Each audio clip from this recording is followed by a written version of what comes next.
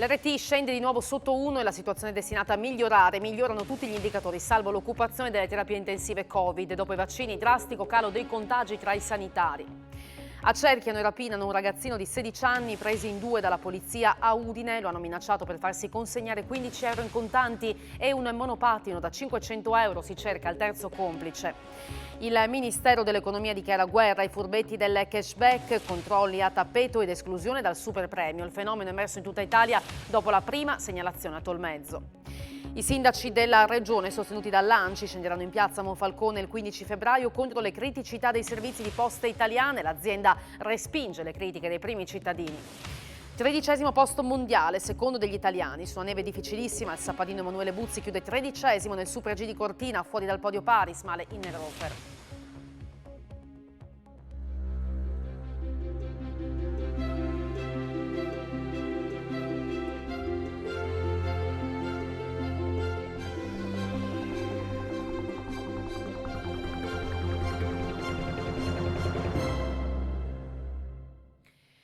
Buonasera da Telefriuli, ben trovati a questa edizione serale del nostro telegiornale. Migliora la situazione in Friuli Venezia Giulia dal punto di vista dell'emergenza Covid, in particolare l'RT scende di nuovo sotto l'1 e la situazione è destinata a migliorare ulteriormente. Tutti gli indicatori vedono questo andamento, salvo uno, quello relativo all'occupazione delle terapie intensive Covid.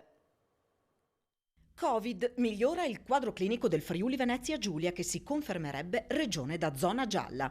L'indice RT scende nuovamente sotto 1 in regione. Il dato relativo alla settimana compresa tra il 1° e 7 febbraio si attesta a 0,98 rispetto all'1,03 della settimana precedente. È quanto emerge dalla bozza del monitoraggio del Ministero della Salute e dell'Istituto Superiore di Sanità. La maggior parte degli indicatori risulta in miglioramento in Friuli Venezia Giulia rispetto al report precedente, con esclusione dell'occupazione delle terapie intensive Covid, che peggiora. La percentuale dei tamponi positivi sul totale di quelli effettuati è passata dal 12 al 10%. I focolai attivi sono scesi da 1.356 della scorsa settimana a 1.140, i nuovi focolai da 530 a 349. Per quanto riguarda le ospedalizzazioni, le occupazioni di posti letto da parte di pazienti Covid sono cresciute nelle terapie intensive, passando dal 35 al 38%, mentre sono scese nelle aree mediche, diminuendo dal 45 al 39%. Analizzando i dati, ci si attende un ulteriore miglioramento per la prossima settimana, in particolare per quanto riguarda l'RT. E si misurano anche i primi effetti dei vaccini sul personale sanitario, dove i contagi si sono ridotti del 64%, un dato che viene rilevato da Fondazione Gimbe, secondo la quale la nostra regione è inoltre quarta per percentuale di persone che hanno completato il ciclo vaccinale, sono il 2,67%. Per la prima volta il monitoraggio settimanale della Fondazione Gimbe indica che nella nostra regione l'occupazione da parte di pazienti Covid dei posti letto in area medica è scesa sotto la soglia critica al 39%. L'unico indicatore negativo a questo punto riguarda le terapie intensive, che sono al 38% rispetto ad una soglia critica del 30%. Sono 4 le regioni sopra la saturazione. Il Friuli Venezia Giulia è quarta in Italia, dopo provincia di Bolzano, Valle d'Aosta ed Emilia-Romagna, per percentuale di popolazione che ha completato il ciclo vaccinale, il 2,67% rispetto alla media nazionale del 2,04%.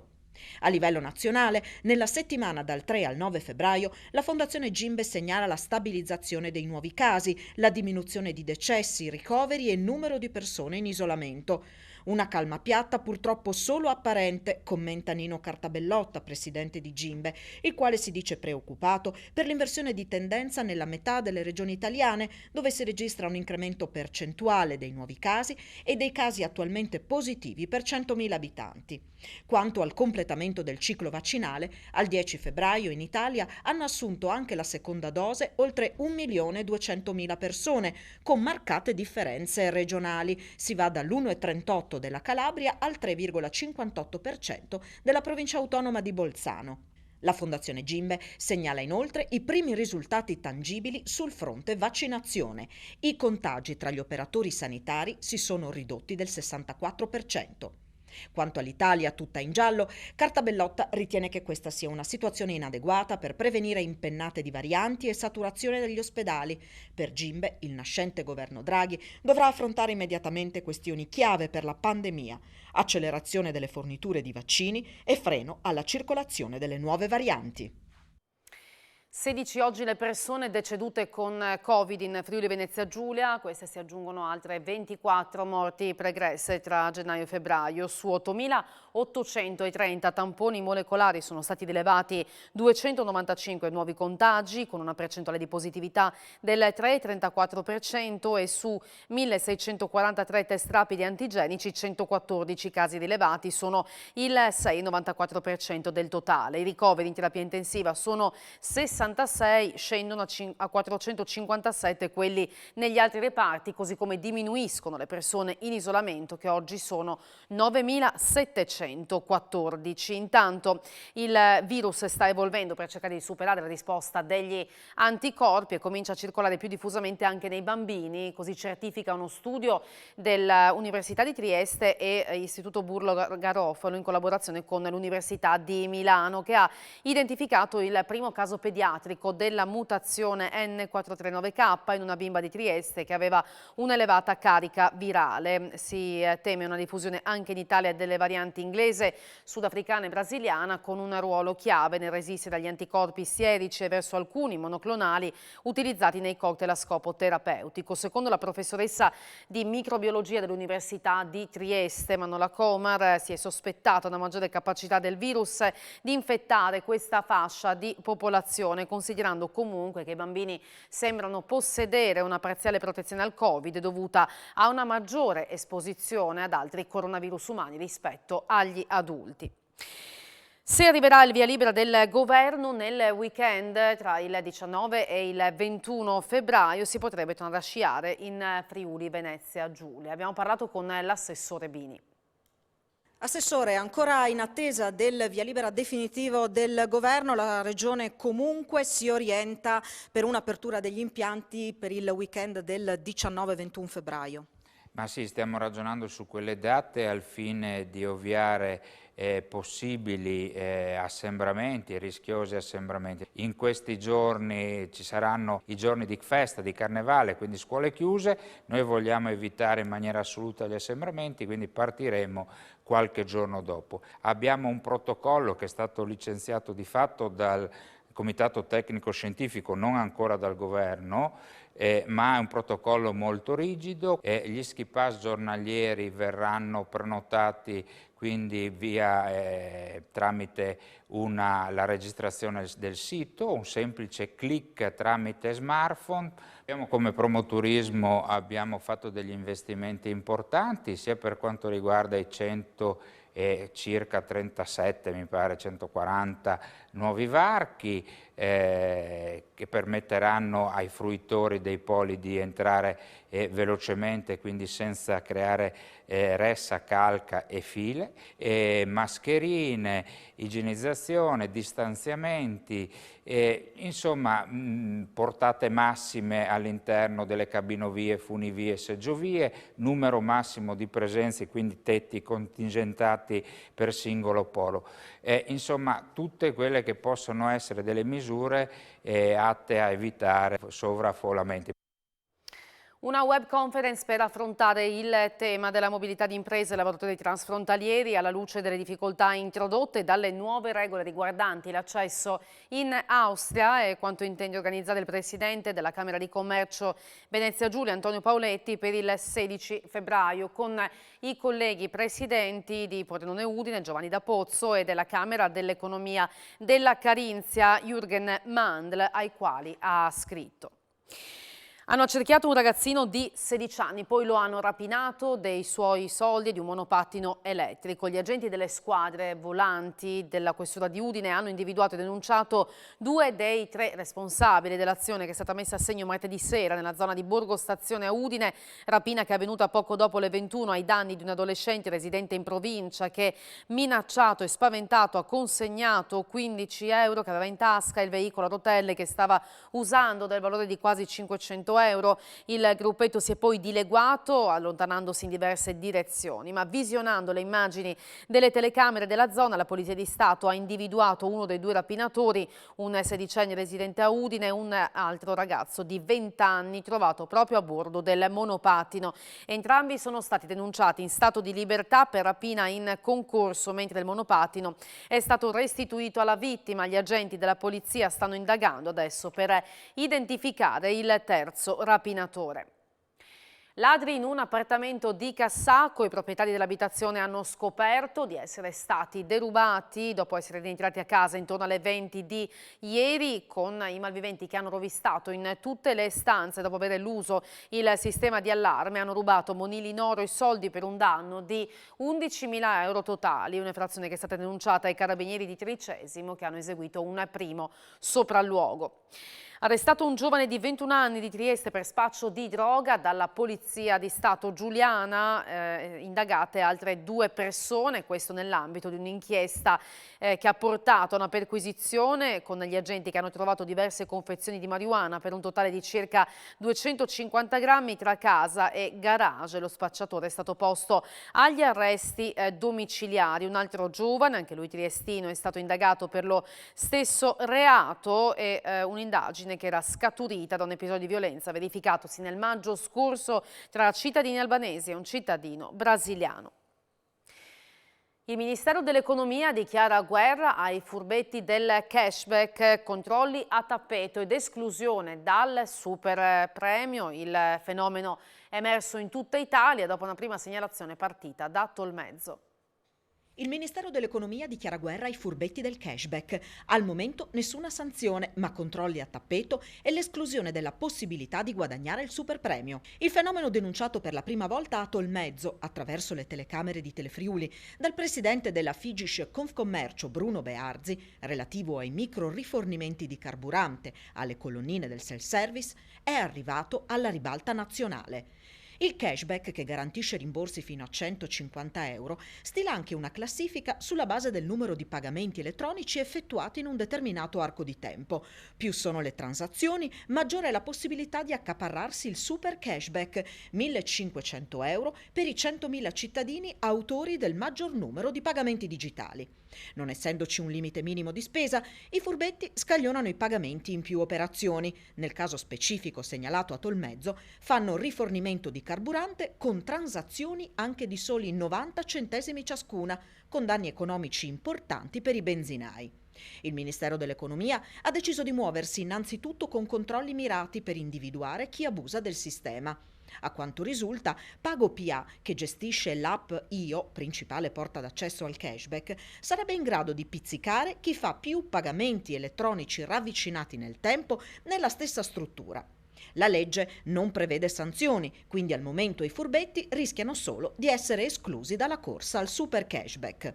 Per il futuro è possibile che vengano introdotte delle restrizioni, come ad esempio un limite ai micropagamenti da conteggiare ai fini del cashback.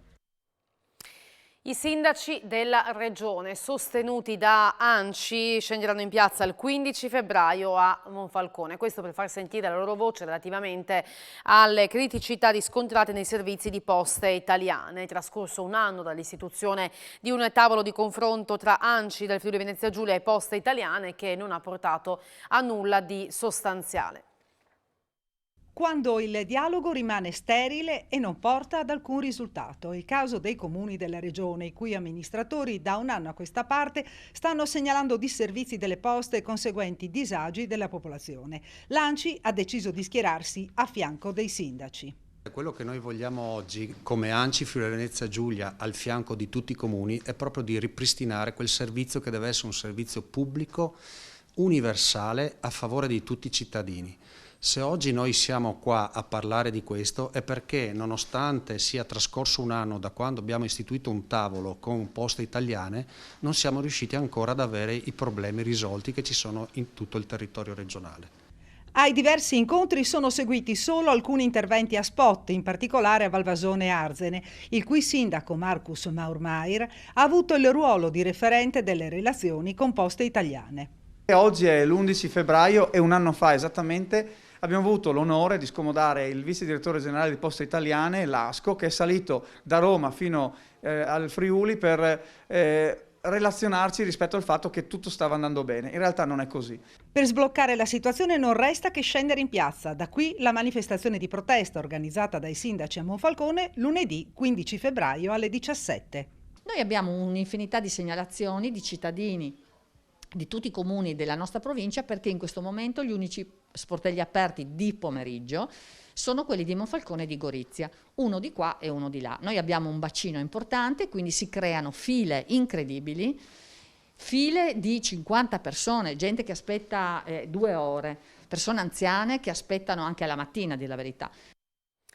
Arriva la replica di Poste Italiane attraverso una nota, precisa che il 100% degli uffici postali del Friuli Venezia Giulia è aperto al pubblico, dei 331 uffici l'82% lavora con orario normale, soltanto il 18% è interessato da una rimodulazione temporanea oraria per l'emergenza pandemica. L'azienda conferma che è presente personale in numero adeguato ai servizi richiesti e che le code sono di pochi minuti, al momento quindi non è possibile dare seguito, dice Poste, alle richieste dell'ANCI. Il Movimento 5 Stelle è con Draghi. Su Rousseau vince il sì con il 59,3%. Divisioni importanti restano però all'interno dei pentastellati. Sulla piattaforma hanno votato oltre 74.000 iscritti. Draghi o non Draghi? Neanche fosse una margherita da spogliare, il Movimento 5 Stelle si è interrogato se accettare o meno di far parte della maxi coalizione, dalla quale al momento l'unica realtà a restare fuori sarà quella di Fratelli d'Italia e che andrà a sostenere Mario Draghi, l'uomo indicato dal Presidente della Repubblica Sergio Mattarella per formare un governo nuovo in grado di guidare l'Italia fuori dal momento di difficoltà. Gli iscritti sono chiaramente divisi, anche se il sì al quesito predisposto da Vito Crimi dovrebbe prevalere senza problemi. Restano però numerose criticità. Ho votato convintamente contro il governo Draghi sulla piattaforma Rousseau, essenzialmente perché credo che con questo governo il Movimento 5 Stelle non riuscirà a portare avanti i punti di programma con i quali si è presentato nel 2018 e anche perché Mario Draghi, pur essendo persona competente, rappresenta il modello delle privatizzazioni selvagge e dell'austerità che è partita dagli anni 90 in poi. Quindi questi mi sembrano motivi sufficienti per non far parte del futuro governo. Non si è sbilanciato sul voto il capogruppo in Consiglio regionale Cristian Sergo ieri sera a Screenshot la trasmissione di Telefriuli, anche se ha ricordato che Draghi non è più quello dell'austerity. Comunque stiamo parlando di un'altra Unione Europea se pensiamo a quella Unione Europea del 2011 dove tutto era basato sullo spread, sui tagli alle riforme sociali, sulla legge Fornero e quant'altro. Noi con quella politica non vogliamo ovviamente avere a che fare. Paura ieri sera in tangenziale sud a Udine per un'auto che è stata vista procedere contromano. Come ci ha raccontato una testimone, la vettura è stata notata all'altezza di Udine Ovest tra Viale Venezia e lo svincolo di Via Popone che conduce alla motorizzazione civile. Immediatamente i testimoni hanno chiamato le forze dell'ordine per segnalare il pericoloso conducente. E un incidente stradale si è verificato intorno alle 2 della scorsa notte lungo la statale 351 a Gradisca. Un giovane di 24 anni di San Giorgio di Nogaro ha perso il controllo di una Golf lungo la direttrice che porta a Villes all'altezza del distributore di benzina ed è finito in un fossato andando a sbattere contro gli alberi. È rimasto incastrato nell'abitacolo, poi liberato dai pompieri. Sono intervenuti anche i vigili del fuoco di Gorizia e i carabinieri della radiomobile di Gradisca. Il giovane è stato trasportato in ospedale a Trieste, ha riportato lesioni gravi ma non sarebbe in pericolo di vita. Si sente male in cimitero, viene salvato dai militari. Nel tardo pomeriggio di ieri un uomo è stato salvato dai carabinieri della stazione di Udine, dai militari dell'aliquota di primo intervento, allertati da alcuni cittadini che avevano notato la persona in condizioni di grave malessere nel camposanto di San Vito. Il loro tempestivo intervento, con l'immediato allarme e l'arrivo dell'equipe sanitaria in un'ambulanza, ha evitato che per l'uomo potessero esserci conseguenze peggiori o fatali. È stato accolto d'urgenza al Santa Maria della Misericordia e adesso è fuori pericolo. Quest'anno in Borgo Prachiuso, in occasione della festa di San Valentino, non ci saranno le bancarelle che caratterizzano la fiera, e mancherà anche il classico pane benedetto, ma il comitato dei festeggiamenti ha deciso di mantenere l'aspetto religioso della festa, con la possibilità di accedere in chiesa e di acquistare le chiavette. Il Covid blocca la 333esima edizione della festa di San Valentino in Borgo Prachiuso, che ogni anno richiama visitatori sia da tutta la città che dai paesi contermini. La festa, oggi dedicata anche agli innamorati, ha origini religiose. Nasce infatti come momento di devozione e di omaggio al santo invocato contro l'epilessia. Non ci saranno bancarelle e nemmeno la vendita del pane benedetto, ma il comitato organizzatore della manifestazione ha comunque pensato di dare un segnale di continuità e di speranza, mantenendo vivo l'aspetto religioso. Inizia il 13 pomeriggio, alle 16 del pomeriggio verrà aperta la chiesa e alle 17, come da consuetudine, verrà fatta la benedizione del pane. Poi domenica invece la vera festa, che è propria del santo. Anche se nevicava, San Valentino era sempre fatto. Questo è il secondo anno. Il primo è stato quando c'era il caso della Luana qui alla Quiete. Penso che sia questa e quella di Santa Caterina sono le uniche rimaste a Udine. E sono tradizioni già dall'antico, perché arrivavano i nonni con i bambini, e adesso i bambini sono grandi. E per tradizione portano anche i loro bambini. Le chiavette si troveranno in chiesa, i ceri, il pane benedetto no, perché dovrebbe essere stato sigillato per via del Covid e abbiamo optato per un'altra cosina, insomma, un sacchettino chiuso.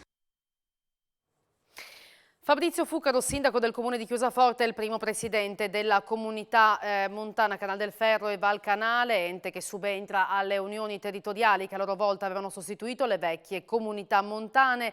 È stato eletto nella serata di ieri con i voti dei sindaci e delegati dei comuni di Trevisio, Moggio, Resia e Chiusaforte, alla quale si sono aggiunti alla quarta votazione dopo circa un mese e mezzo dalla prima quelli di Pontebba, Malborghetto, Valbruna e Resiuta, permettendo di superare abbondantemente la maggioranza assoluta dei voti richiesti dalla normativa in vigore. Si è astenuto il sindaco del comune di Dogna.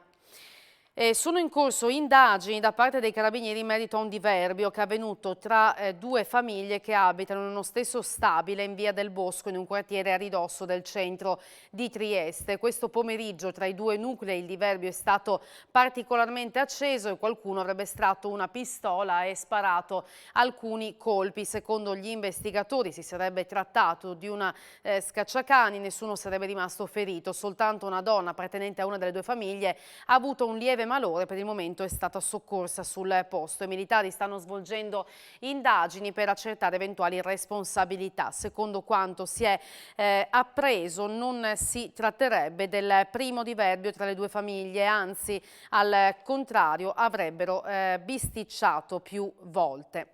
Abbiamo parlato in apertura della situazione Covid in regione, anche dei primi risultati che si vedono per quanto riguarda la campagna vaccinale, soprattutto tra i sanitari. Allora torniamo a parlare di vaccini, lo facciamo sentendo l'opinione del dottor Crapis.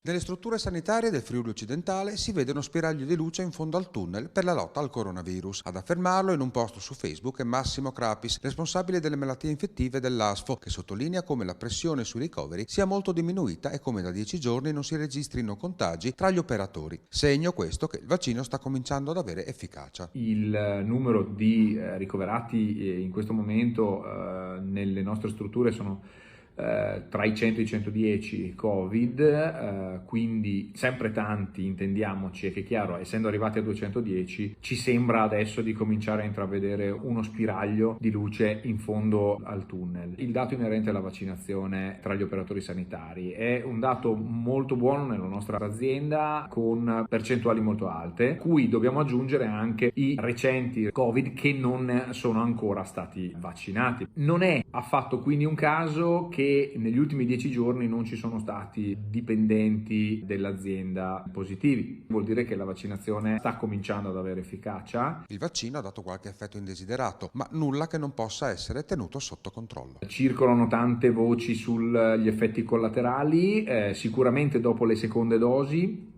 si è assistito a tanti effetti collaterali, tutti relativamente blandi, nulla che un paracetamolo e un FANS non potessero tenere sotto controllo. Sono degli effetti non solo non gravi, ma che rendono ragione dell'attivazione del sistema immunitario, cioè quello che il vaccino come farmaco voleva fare.